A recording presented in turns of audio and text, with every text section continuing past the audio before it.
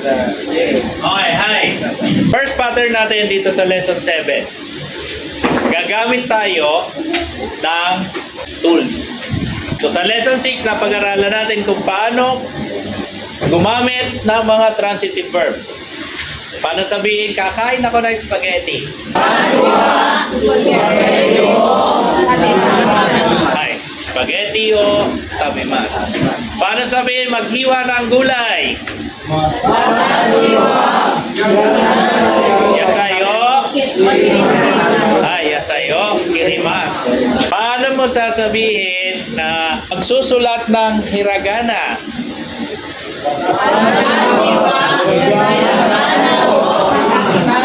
Ay, hiragana o kakimastaw.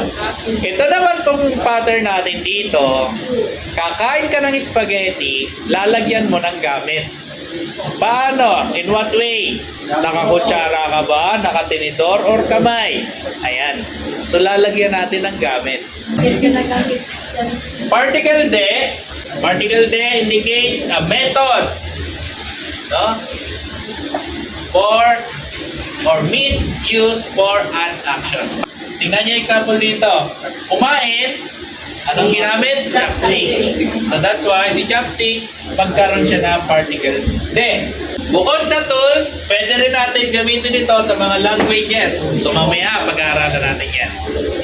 Okay, unahin natin sa paggamit. Sa pattern natin, paano isingit or paano gamitin yung mga tools natin. Ito po. So, dito sa particle wa, siya yung gagawa ng action. Sa particle de, siya yung tools na gagamitin mo. Kung may object, ilagay.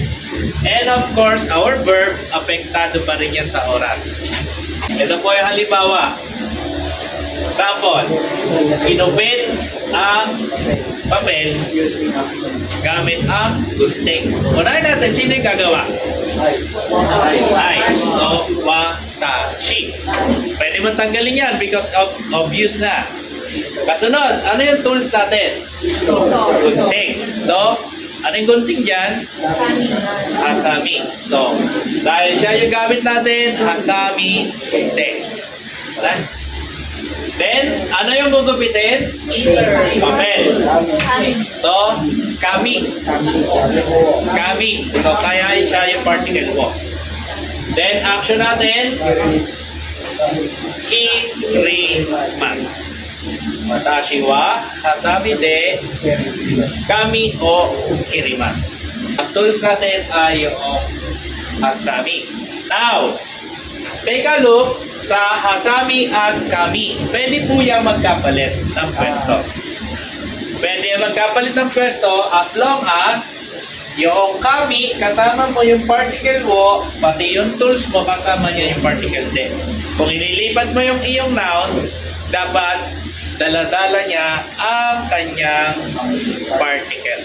So, itong dalawang sentence na to, parehas ang meaning.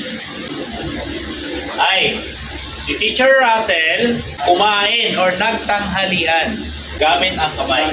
Doer natin si Russell Sensei. So, Russell Sensei, what? Next, tools natin, kamay.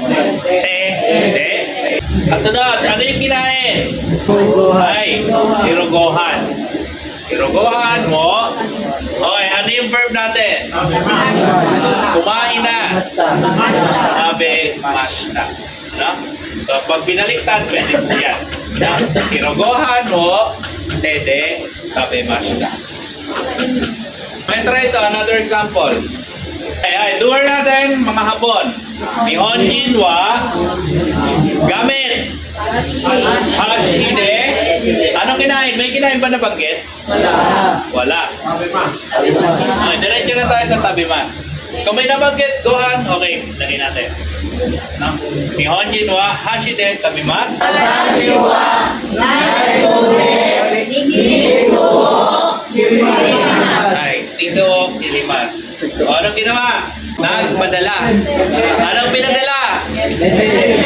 Email. Anong ginamit? Try.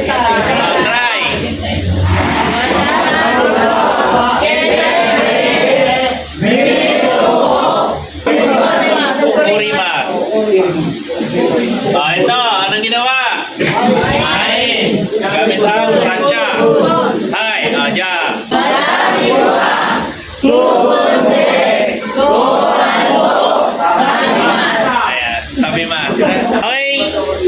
dyan mga picture cue, nandiyan na.